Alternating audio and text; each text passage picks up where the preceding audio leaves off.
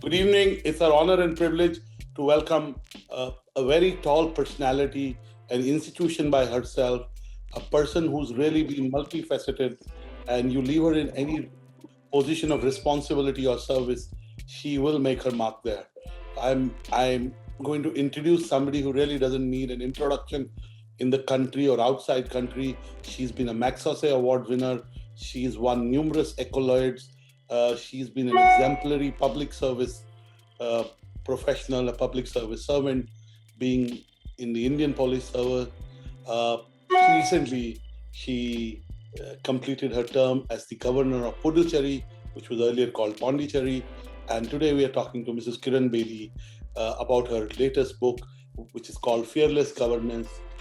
It is about her time at Puducherry, and the subtitle for the book is Prosperous Puducherry. So welcome, Mrs. Kiran Bedi, to this BW Dialogue. We are delighted that we are having a conversation with you. Congratulations on your book. First of all, let me ask you how, you're not a person who sits idle. You're always contributing to causes. How did you find time to write a book? Well, COVID gave us all the time. Right. Didn't it? COVID gave me the whole last 9, 8, 10 months. COVID gave me that time. Undisturbed, no travels, no going out of the house. So 12 hours undisturbed, hardly any calls. So I think, of course, we were all on messaging. We were all very concerned. It was an anxious time, but it also gave me undisturbed time. And February, March, when I came back last year, February, I came back. Middle of February, I returned to Delhi after a gap of almost 4 years and 9 and 11 months. And within a month, COVID struck. And when COVID struck, there was hardly anybody in the house. There was nobody on the street. No more travels, no more invites, no more calls. Of course, webinars started from June, July onwards. But everything became on webinar, so no travel time. I think I actually used my COVID year totally most optimally and most productively, most undisturbed. And it gave me that undivided attention of almost 10 to 12 hours a day of just writing. And fortunately, I had my entire documentation with me. So you asked me, how did I spend?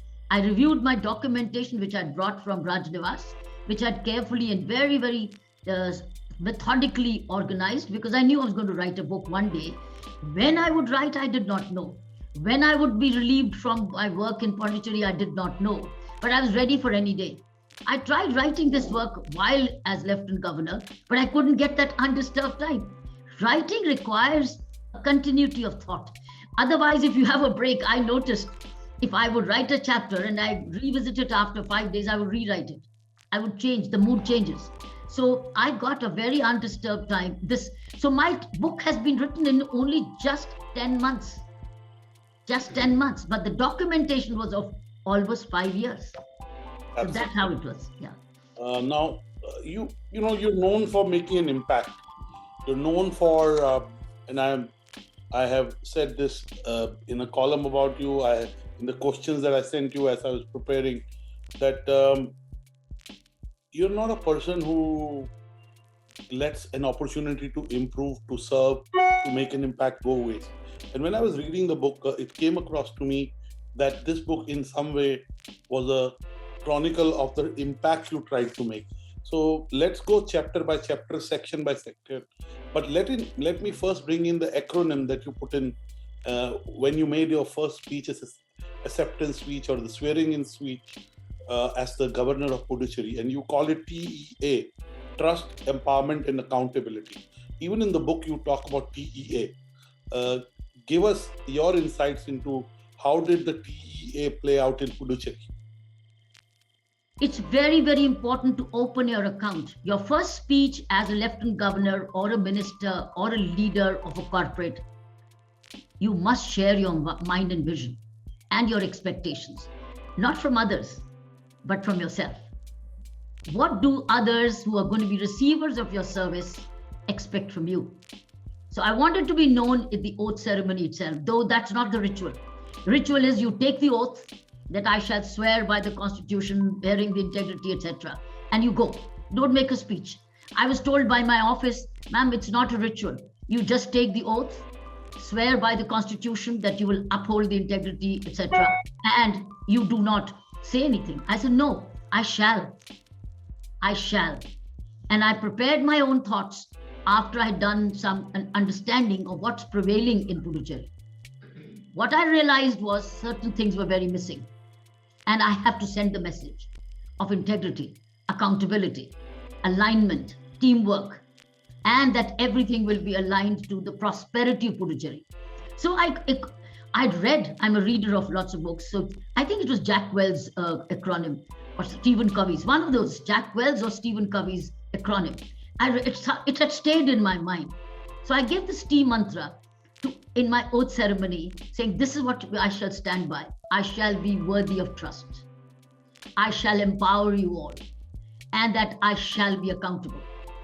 When I begin with myself of, I will be worthy of trust, I will empower you, and that I will remain accountable for all that I do, I expect likewise.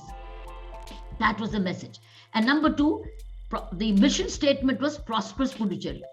Everything, whatever we do, whatever we decide, we shall keep the good prosperity of the Union Territory in mind, which means financial prudence to the maximum, financial integrity to the maximum. And you say in the book at the start that when you were called upon by the Prime Minister, Honorable Narendra Modi ji, he said, go Kiranji, look after the money in Puducherry.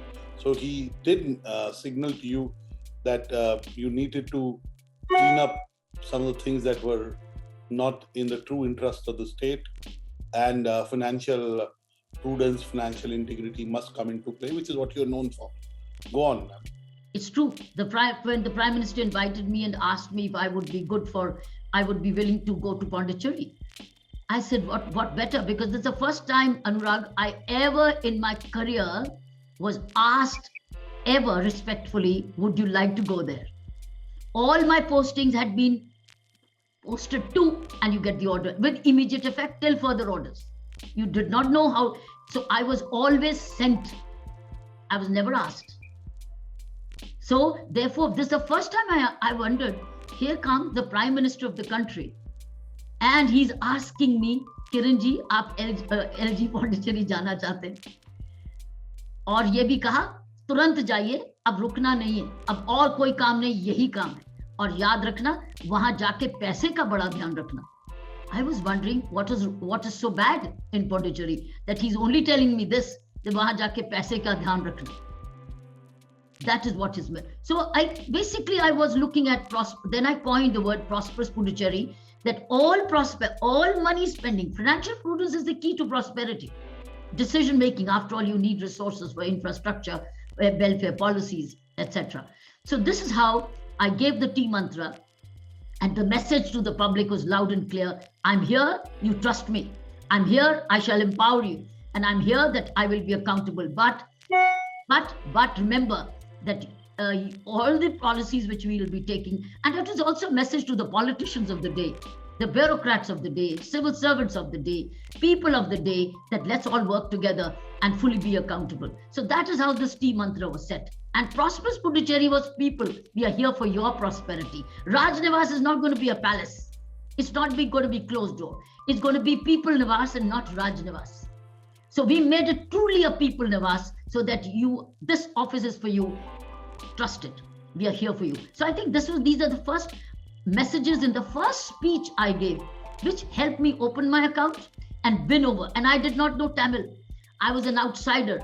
The Pondicherry people know, some of them know English or they know Tamil. They don't know anything in between. And I knew no words of Tamil. I only learned Vanakkam and Nandri. Vanakkam is, and Nandri, thank you. That's it. But the way we connected because of that integrity message I sent, accountability message they sent, they suddenly realized LG is one of them. And I'm one of you. You are me and I'm you. Now you also, when in the chapter 2 in the section 1, you call it learning from day one. You even recount the fact when you landed, the chief secretary came to receive you at the airport and threw out the car drive, which was a 3-hour car drive from the Chennai airport Puducherry, he was briefing you on the state matters, and there you put a photograph of a performer who's known for his integrity and his sportsmanship, Roger Federer. If you want to be great at something, make it everything. That's what you say in your book. Uh, Explain this philosophy of yours. Of course, your life has been a example of you living by this philosophy. Whether you were the IG prisons at Thiar, or when you became the first women IPS officer to attain the kind of eminence you did, or even when you made the effort to galvanize a political party in the elections of Delhi, you always gave it your best. So why don't you contextualize in the context of this book? Textualized it by saying, look, I started to give it everything from day one. The moment I got the instruction from the LG and I accepted it from the Prime Minister that I will take over, next day, an Indian Administrative Service, who's a resident commissioner of Puducherry government, called KK Singh. I invited him. Start briefing me. I have 1 week to go. Can you tell me about Pondicherry? What are the challenges? Who is brilliant? Where are the areas of excellence? Can I trust? Where is the institutional memory? Who are the right people to work with? Because I had no idea. And I start to know the legacies. What are the legacies? What is the financial situation? And he started to brief me. So I started to give it. I had not taken over yet. And I had only 1 week to wrap up and pack up and go. And I started from the next day. KK Singh came to my office at the Delhi office and started to brief me, groom me, show me, and train me. I gave it everything. So from that day, as I flew on the flight with my OSD proposed Dr. Amrita Behel, we both coined this because the mind was all attuned to what are we going for? What's our mission statement? Prosperous Puducherry was coined on Indigo flight itself. I flew economy, there was no business class. All my 5 years as Lieutenant Governor, I did not spend money on business class. I only flew economy. So what I'm saying is, it was training. Then Chief Secretary briefed me. The Chief Secretary who briefed me didn't even know I knew more. When he was trying to brief me, and he said, "Madam, itni paas hai, bas yahi baat rahegi." He actually minimized the whole challenges. He did not know I knew much more already. So I was trying to gauge, what's the Chief Secretary trying to? Is he briefing me correctly, adequately? And I realized he was not briefing me correctly. He was almost misleading me. He was understating the problems. And there were appointment problems, there were service matters, there was stagnation in public works department. They were all total stagnation. Mills were running status quo. They were feeding these people and giving them grants for nothing. I heard him and I thanked him. But I didn't trust him. Actually, he lost my trust from day one. For the reason, the manner, in a minimalist briefing way he gave me no solutions. On the contrary, he said, this is also minor, this is also very minor problem. Probably these are minor for him. But I think he left breeding these problems. So I gave it everything. And thereafter, it was a hands-on work by giving the T mantra. And then I did a SWOT analysis. Immediately I did a SWOT analysis. A part of the book is where I went back to, before I took the oath, I wanted to test it again. I wanted to read their minds. And I read the minds of the officers when I got the SWOT, what are your strengths, weaknesses, opportunities, and threats. And I got it about 40 officers, all in their own handwriting, which I've still preserved, part of my documentation. Because this book is based on what is in my hand as evidence. And I realized they were all working in silos. They were not knowing each other. They did not have a mission statement. And they were all cribbing. They were not happy with the establishment. They were suspecting everybody. There was no teamwork.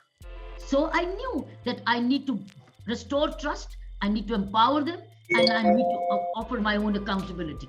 So this is how I gave it everything. Even before I took the oath, Anurag, I knew their minds had done a SWOT before.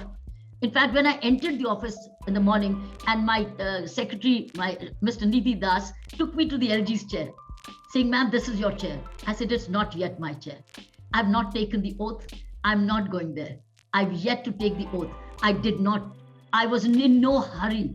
I was more interested in knowing where am I coming, what am I doing? And I knew I was up against a big challenge. But I did not then judge the kind of hostility, political hostility, which I will earn, and the wrath I will earn in changing this equation and the financial pool. I did not understand that. But I'd done a SWOT of my public servants, and I read their mind that they are would, but the strength was we are educated.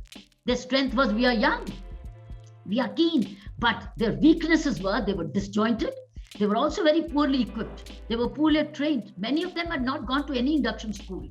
They appointed and finished, appointed, recruited and posted, and also over recruited. Very trained. They didn't have a training center.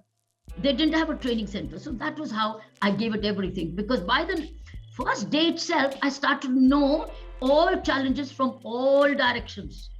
So I had to fire cylinders all directions because I can't do in sequential. Sometimes organic development doesn't happen sequentially. You have to fire cylinders from all directions. So I died. That's how I did the SWOT, and I came to know which all directions I need to fire simultaneously in my 24 hours. That is where I gave it all. Absolutely. Now you, in your part 2 of the book, you talk about elevating, renovating and sanitizing. And you immediately met up with the law secretary. Tell us a bit about that chapter in your meeting with the law secretary. See, I'm a law student. Having been a police officer, I'm evidence-based. I want to know my powers and responsibilities, and I want to stick to the law. I'm a law abider, I'm a law enforcer. I respect the rules. But once I know my powers, nothing can shake me. That's exactly what happened during my traffic police assignment. I knew my powers, I knew my responsibilities.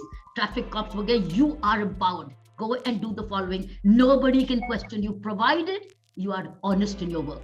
Same thing happened here. So the first meeting I asked my secretary is arrange my meeting with the law secretary.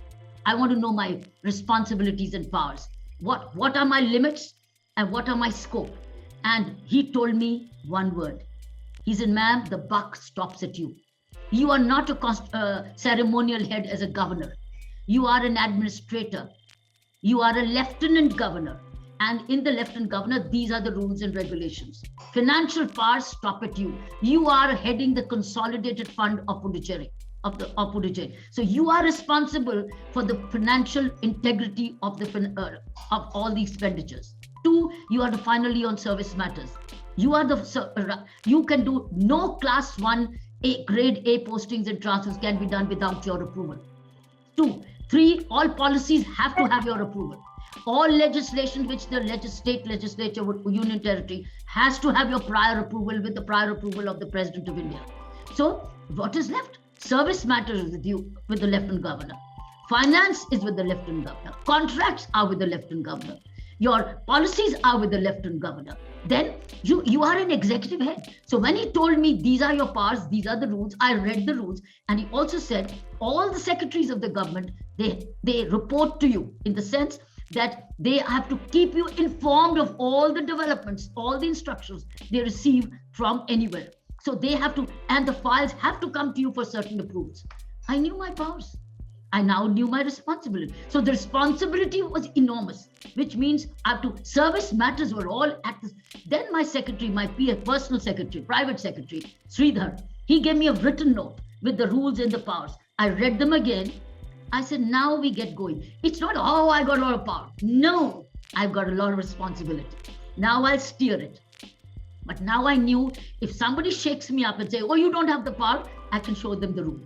And you know what? I realized, Anurag, to my dismay, most of the people did not know the powers, real powers of the lieutenant governor there, because probably they'd never been exercised in a very straight manner, in an open manner or known manner.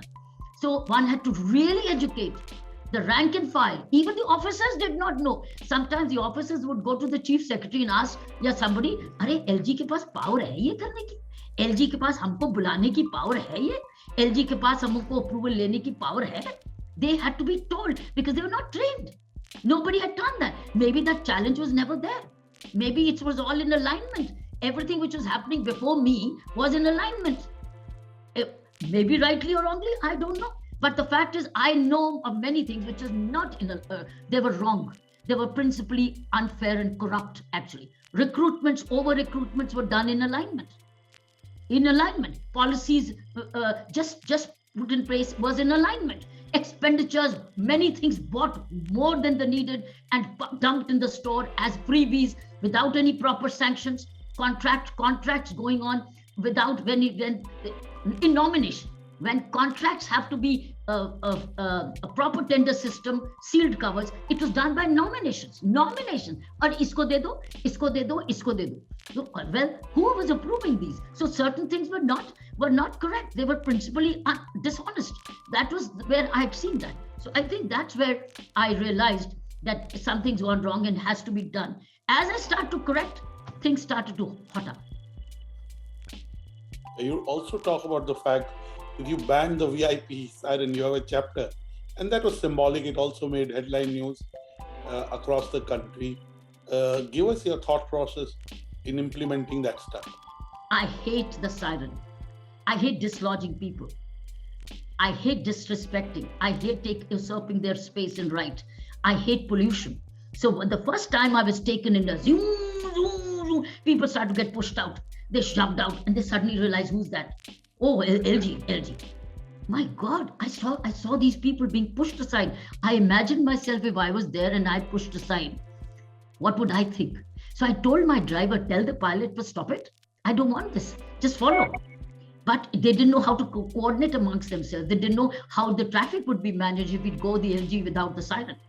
So first thing I did was take the siren off my car immediately and issued a written order. No sirens. Sirens are only for police and ambulance, not for any VIP movement. And I think that I had to set the example. Others followed suit. So, but it was respect for the people on the street. And I think they got the message. I'm here to respect. And I used to see this as Lieutenant Governor Puducherry. I was in Delhi too, Lieutenant Governor Delhi, Mr. Tejinder Khanna. I was Special Secretary those days. I used to see that. I used to see people being pushed around. And I knew that was not the thing to be done. I didn't know one day I'll get a chance to get this out of the way. But God gave it to me, and I did this first thing. So you also did, you did a huge first mass event. You started doing the 10 a.m. meetings. But what I'm very interested in, your weekend rounds, how you did management by walking around, but you call it governance amongst rounds. So give us a sense of how did it get you to know the situation on the ground and find solutions through your governance? This book is also offering certain very practical leadership lessons, which, if followed, helps you in the corporate or the private sector. You talked about the 10 a.m. and you talked about the 2 weekend rounds. Let me briefly give you the 10 a.m.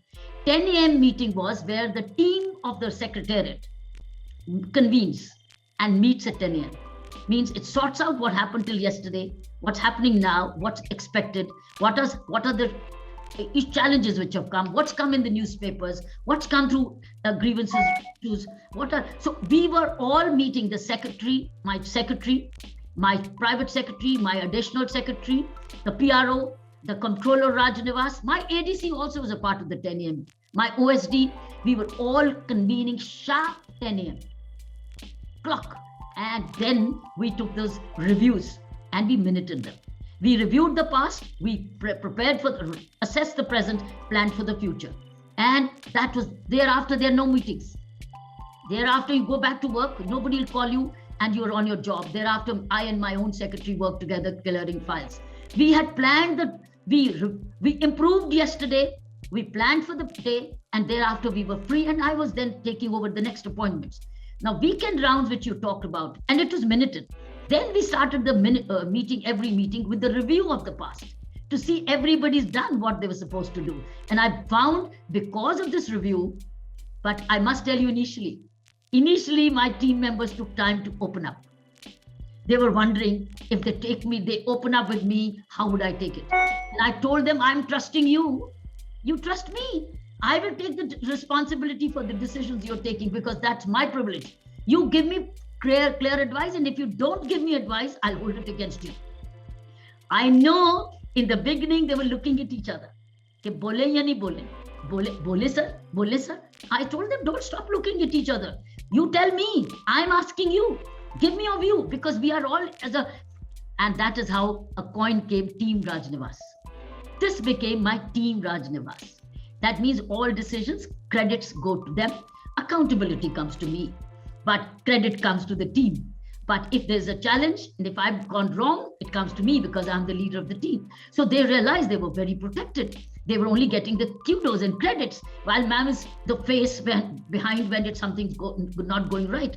So this is how this 10 a.m. was. But now came the weekend round. See, through these 10 a.m.s and my open house, which I was doing, Rajnivas had opened up to grievances. And it opened up 4 o'clock till 8 o'clock. I used to stand behind a tall desk listening to people. Hundreds poured in.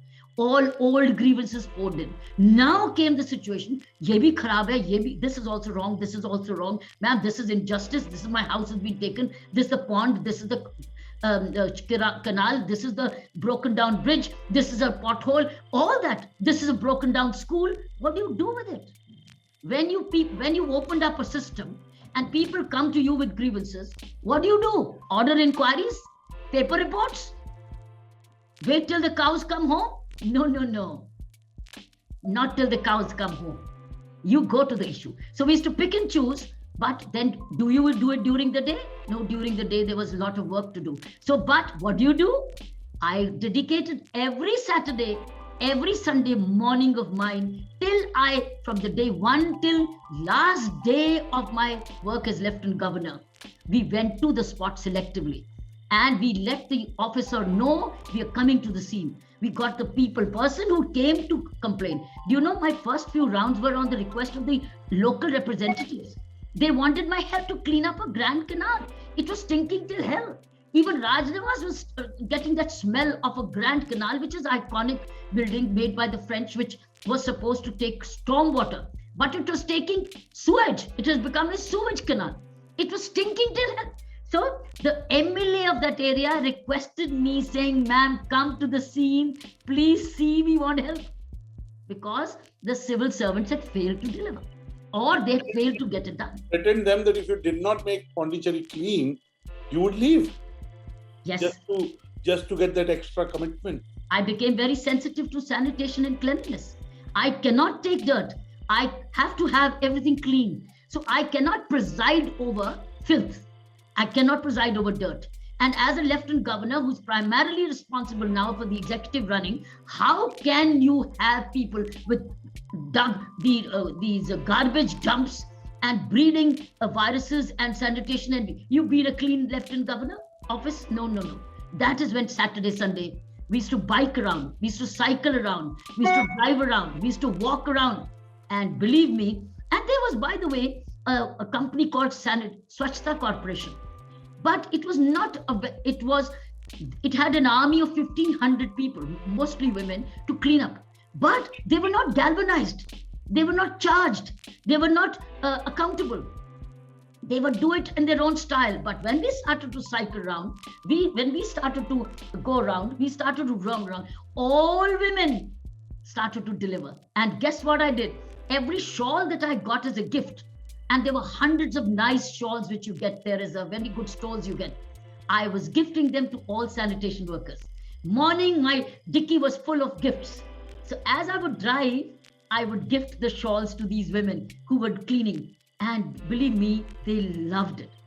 And I used to hug them. I used to give them my best of the appreciation. So that's how we made the city clean. But it was such a massive, I'm making it appear very simple. It was not that simple. It was one day at a time, we had to do it. But a stage came when not a single heap of garbage could be seen if you would drive around Puducherry. You could not.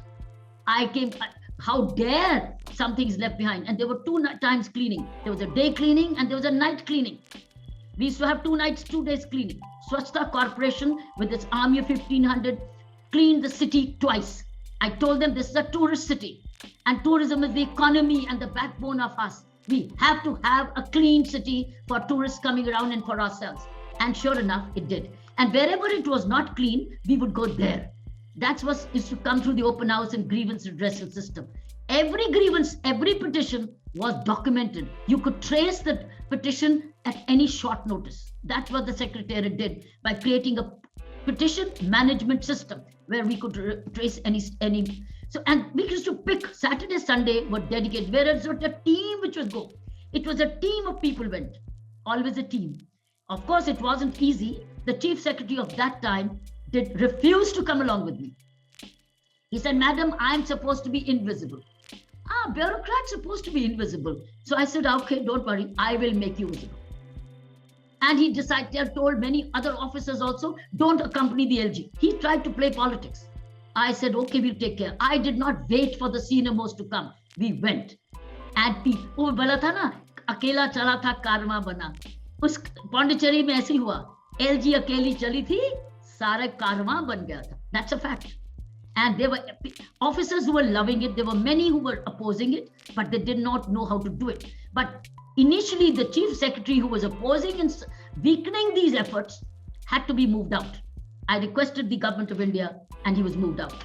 And I got a very good substitute thereafter. Fantastic. Now let me come to the blots, what you say, the vulnerates and the acrimony that got created. You had a first dinner with the cabinet and you say in the title of a chapter, the cabinet, the chief minister jilted the pledge. And, give us a sense of what happened then. And you overruled the CM. So give us. I don't know whether these people really wanted to serve the people, because whatever I was doing was good for the people. Instead of joining hands with me, and I did. I requested the Honorable Chief Minister, saying, why don't you come with me on Saturdays, Sundays? Let's do it together. Let's see things together. And when we do it, every MLA of the area will work, 30 of them. Everybody will deliver. Whereas he neither joined me. On the contrary, he tried to obstruct others from joining me. And he also obstructed me from going into the field. And he started to have blockades saying, Roko, stop her from going, oppose her, demonstrate against her, agitate against her. Why? So what I noticed is that while I was cleaning up, look, I was not going for re-election. I was not going to be asking for votes. I was only cleaning up what he has been elected for, right? But instead of appreciating why I was doing what we should have done together, he left me alone to do it, thinking I would give up. But I did not, because I had a very clear purpose. My purpose was prosperous Puducherry, clean Puducherry, safe Puducherry, healthy Puducherry, honest Puducherry, serving Puducherry, right? Inviting Puducherry, healthy Puducherry, beautiful Puducherry. That's what it stood for me. And very accessible Puducherry, and a Raj Nivas with an open house, just Puducherry. I don't know what his intention was. So for some time, he lay low till he was elected. But once he was elected, oh my God, he started to show all his colors. And there were many colors. In the end, it was, I don't know, but he started to sabotage. I called him for a New Year pledge, saying, let's have all officers take a pledge. He said, why are you? Who are you? Why have you not got it approved from me? I knew my powers as Lieutenant Governor. He did not know I had a briefing from my law secretary. So I went ahead. So in fact, we had to then leave him to himself, sulking. I think he started to sulk, unfortunately, and he was pretty disappointed. He stayed, all kinds of things. So we did not give up. My approach was, I'm not going to look at him. I'm looking at the bright side.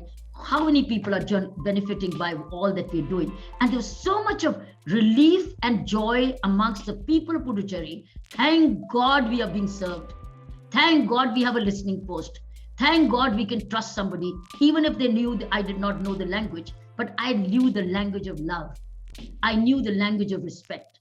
I knew the language of service. So that's what it is. I think he was dropping out himself, but then sulking and then accusing and then building up canards and feeding media with some false news.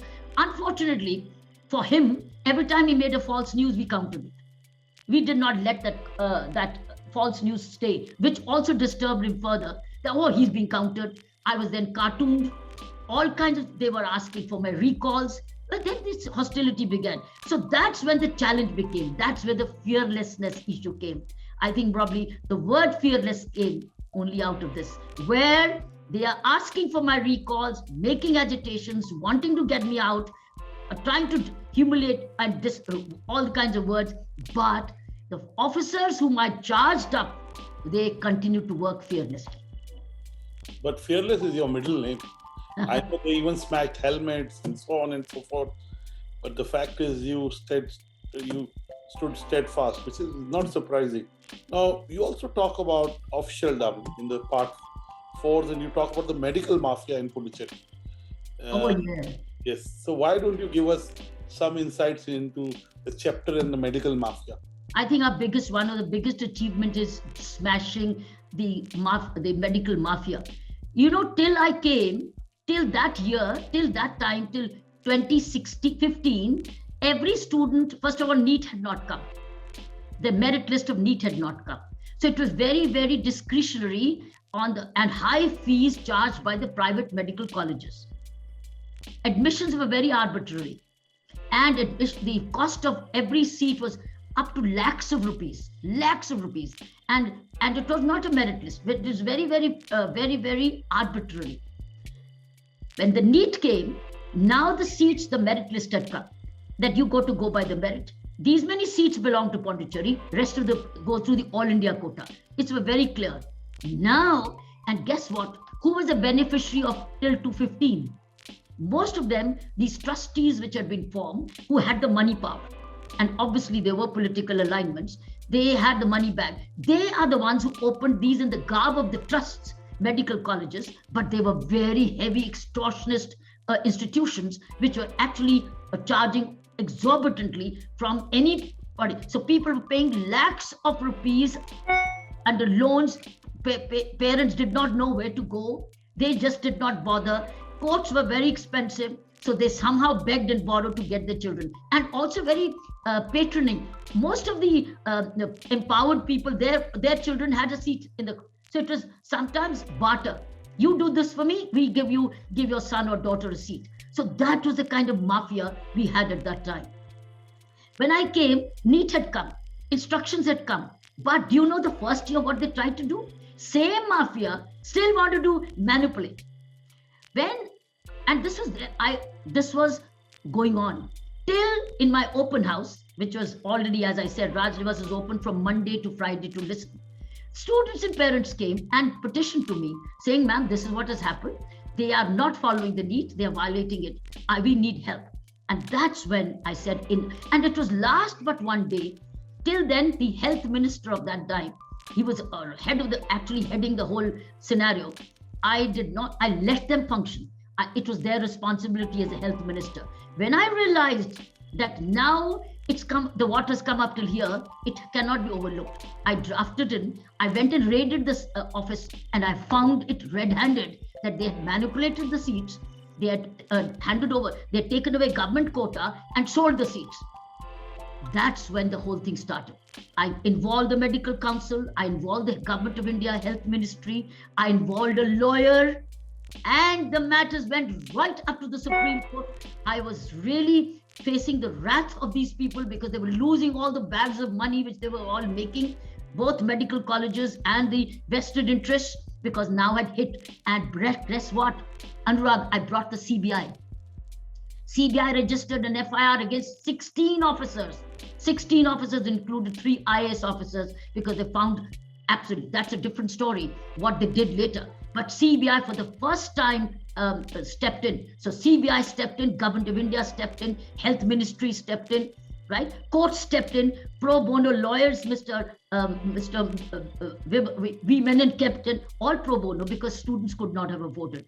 And that's a chapter to be read. Guess what? The judgments we got settled the law for India. It settled the law for India.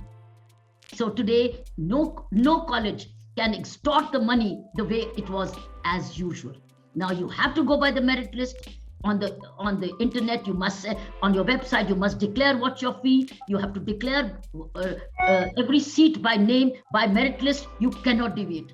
And you cannot charge the extra fee, which they were early doing. I think that settled the medical seat mafia exorbitant fee for all times.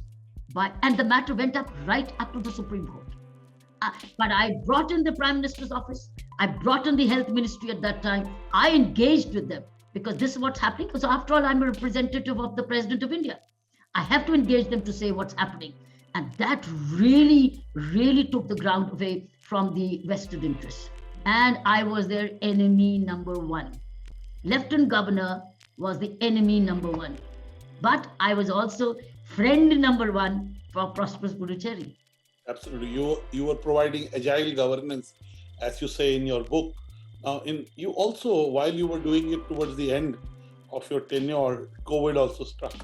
So you had Yes. to battle COVID and deal with it. Yes. And we're in the third wave, so it seems to be a milder wave and it seems to have less fatality. And we can't say we're in a post-pandemic world yet, but hopefully in a couple of weeks. So give us your top lessons for administrators who are in charge of looking after their communities, their cities, on how to battle COVID. How to battle COVID? I think I think first of all officers should be hands on the deck. We must constantly know what's happening where. Medical fraternity has to be united. When we held the first phase, our medical fraternity was very disunited. They were into unions and they were into own fiefdoms, into their own centers of power.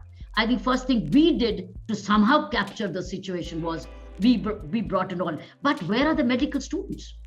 Students, where are the PG students? Where is the nursing students? Why should they not be fully mobilized?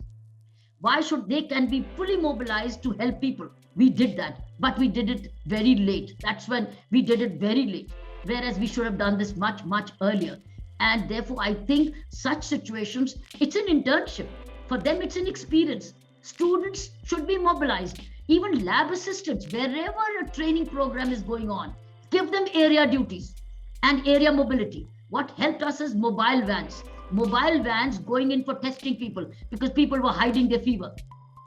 But they were asymptomatic, hiding the fever, taking a crocin and suppressing it and spreading it in the entire family. So when we started these mobile vans, so mobility is very important, which has everybody, which has an A&M, which has a doctor, which has a nurse, which has a vaccination, which has a medicine. So go about mobile dispensaries. Don't wait for people to come. Go to the people.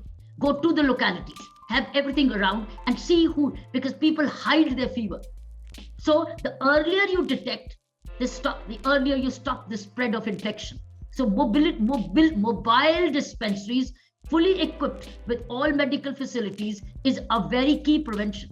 And then, of course, having the right kind of beds in the hospitals, oxygens, which we have to be well equipped. Therefore, I think total mobilization, all of the country with all the medical components, technology, and even the privates. Why should we leave out?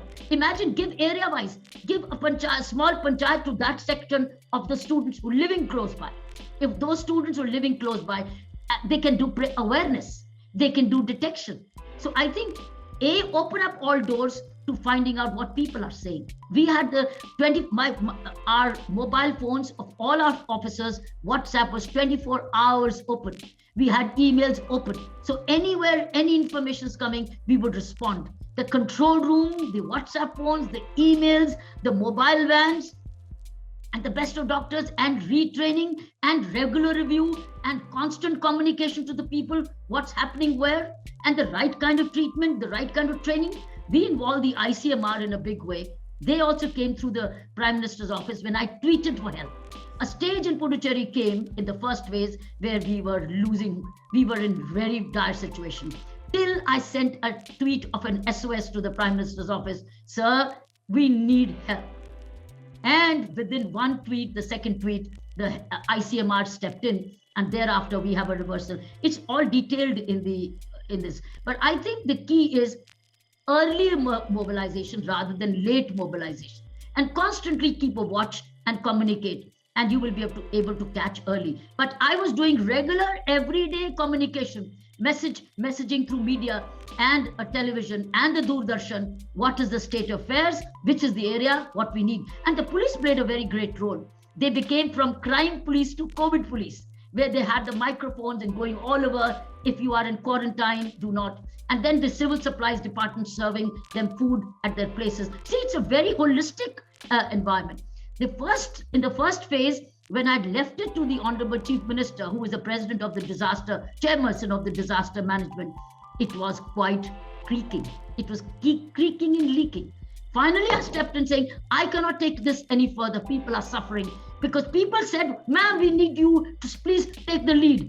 So I had to take the lead. I had to take the bull by the horns. And that's when the ICMR came, the Prime Minister's office intervened, and we turned it around. But the key is not LG's office. The key is all is a holistic environment, holistic performance, holistic management of this virus, which must bring everybody together, including the public and the community. I think the private colleges also played a great role in bringing dispensaries. In fact, they pitched in. And they opened area dispensaries called fever clinics. So pick up fever clinics early. People would come to this, but neighborhood clinics.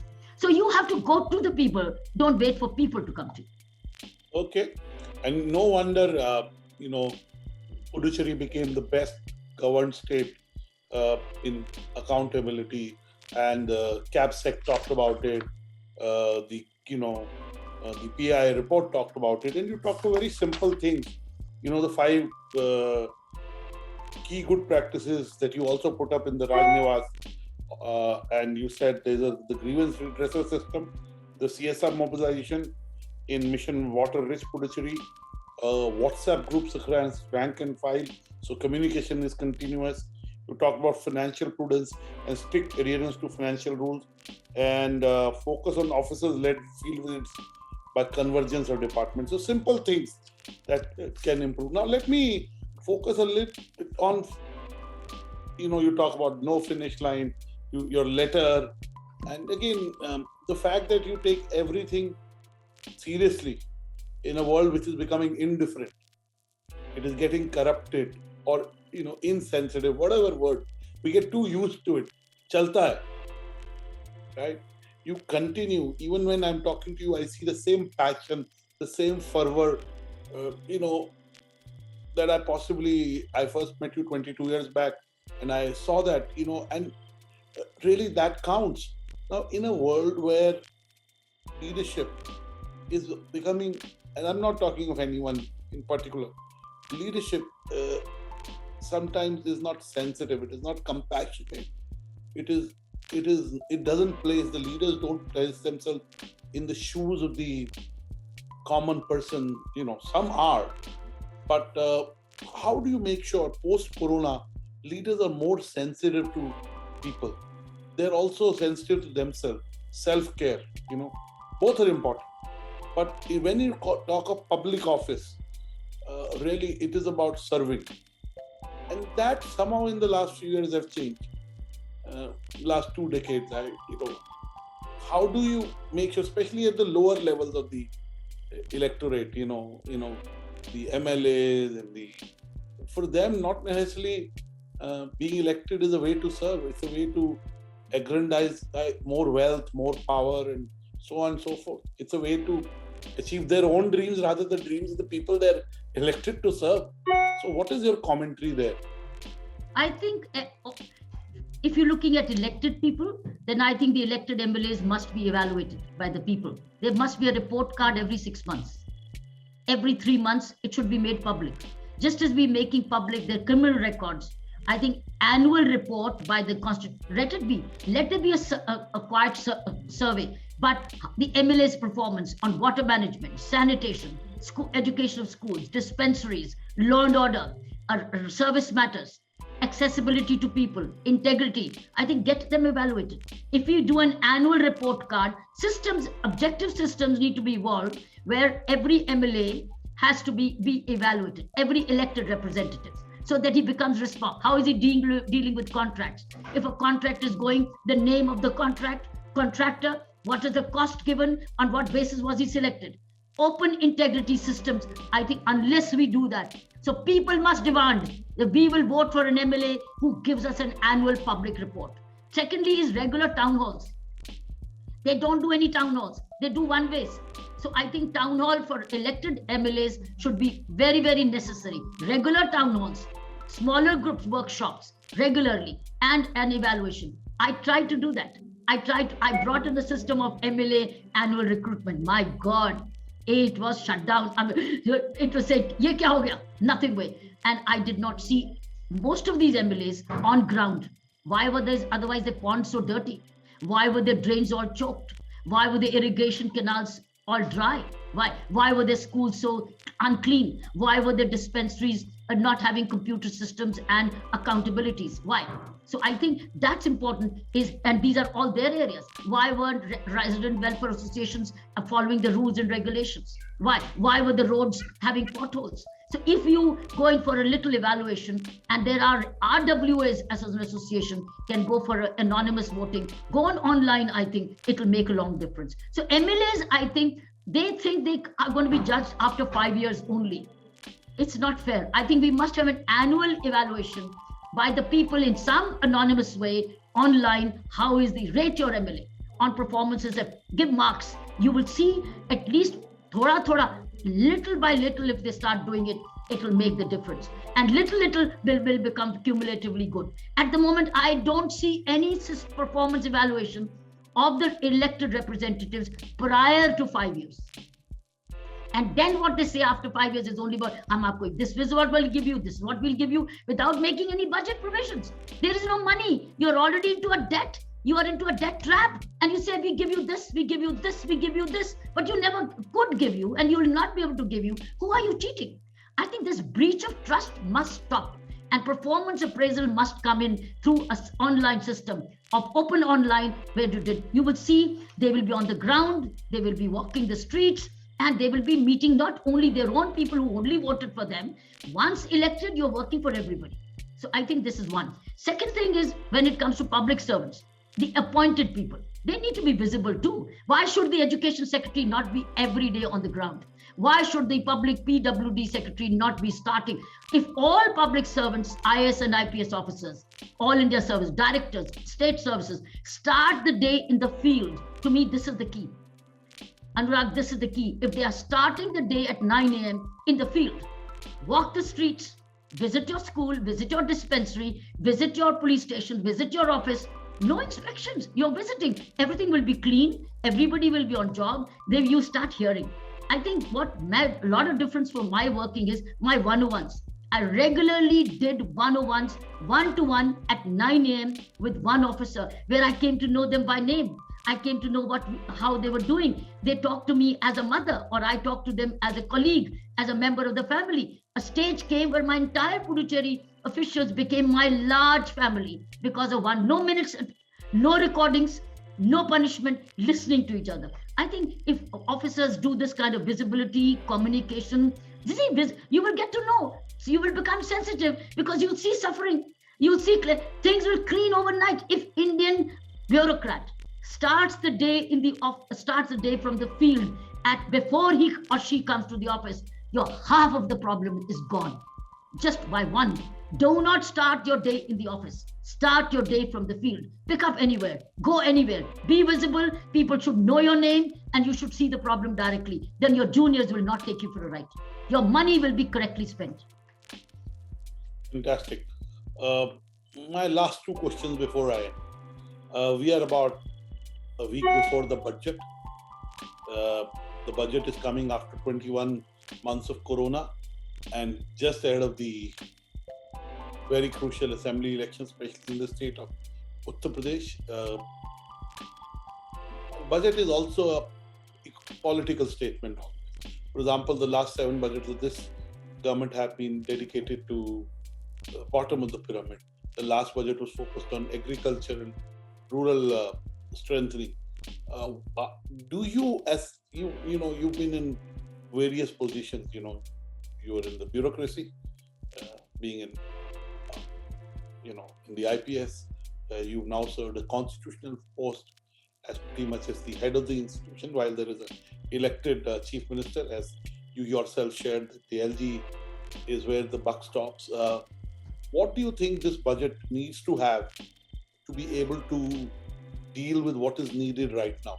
Of course, health and immunity, healthcare infrastructure, jobs, taming inflation, and very importantly, which has been the objective of this government, is looking after the marginalized sections. And sometimes it doesn't get credit For example, during COVID, when there were lockdowns, uh, every Indian who couldn't afford a meal was given free food, free ration. There were no riots. Unfortunately, in some of the advanced countries of the world who preached to India, there were riots. Unfortunately, in those countries, the fatalities in Omicron are high because they haven't been able to vaccinate the most advanced countries because they haven't been able to get their electorate to believe in the fact that, you know, this threat is for real. So what do you expect from the budget as a citizen of the country, but as somebody who's really part of the polity, for a long time, and you've been in public service for a long time? What are your expectations? What should the budget attempt to do, especially this year? I know you're not an economist, but when you talk, you talk like a CEO, you talk like a management graduate, you talk of SWOT, you talk of fiscal prudence, and you talk about management by walking around, which is what going to the field. And there is a certain minister in the cabinet who is well known for making sure he would visit his projects, and that would speed up the projects. I'm talking Gadkari ji.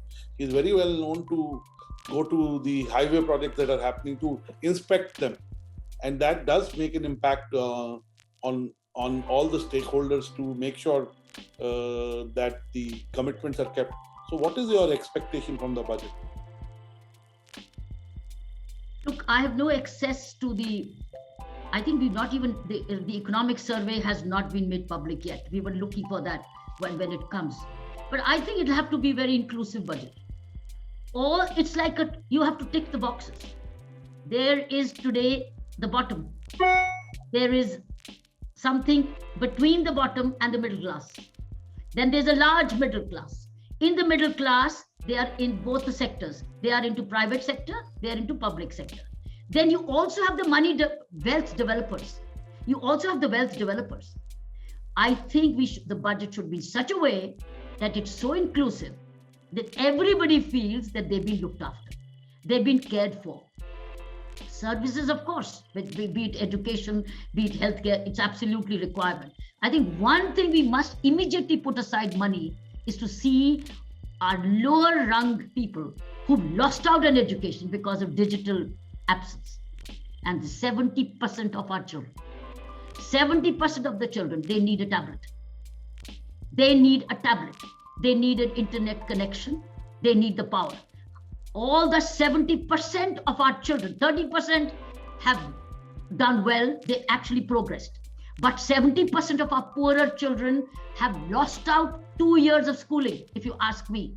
How do we make sure they get a tablet and they get beaming of classes?